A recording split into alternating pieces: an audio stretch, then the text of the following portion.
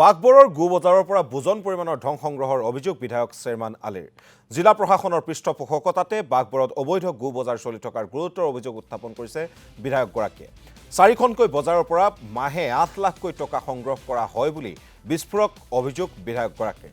অভিযোগ দিয়াৰ পিছতো জিলা আয়ুক্তই গুৰুত্ব নিদিয়াত ক্ষোভ প্ৰকাশ কৰিছে চেয়াৰমান আলীয়ে।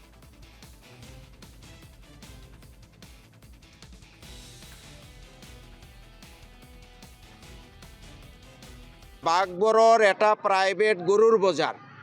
মই শুনামতে প্ৰতি হাটৰ পৰা 2 লাখকৈ অৰ্থাৎ মাহত প্ৰায় 8 লাখকৈ ঘোষ লয়।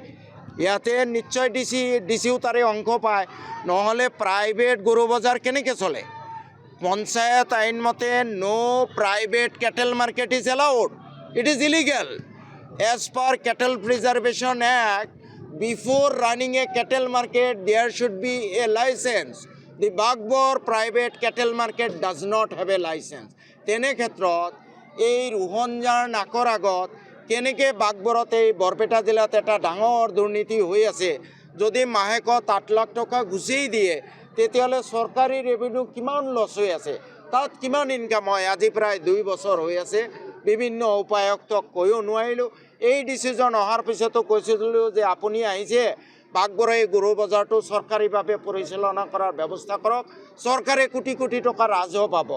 কিন্তু কি যাদুকৰী দণ্ড আছে মই নাজানো, বাঘবৰ গৰু বজাৰখন লৈহে তেওঁলোকে ব্যস্ত, তাৰ কমিশ্যন লৈহে ব্যস্ত। SP চাহাবতো প্ৰত্যক্ষভাৱে জড়িত, আৰু DC চাহাবৰ নলেজত অনাৰ পিছতো যে বাঘবৰ গৰু বজাৰৰ প্ৰাইভেট ইলিগেল মাৰ্কেটটো বন্ধ কৰা নাই, মই এতিয়া নিশ্চিত হৈছোঁ DC চাহাবেও ইয়াৰ পৰা এটা মোটা অংকৰ কমিশ্যন পায়। নহ'লে 2খন আইন বিৰুদ্ধে এখন ব্যক্তিগত গৰু বজাৰ কেনেকৈ চলি থাকে। গতিকে প্ৰশাসনৰ পৰা আৰু সেই DC আপোনালোকৰ শিক্ষক নিযুক্তি দিব, এইবোৰ আশা কৰি লাভ নাই ভাই।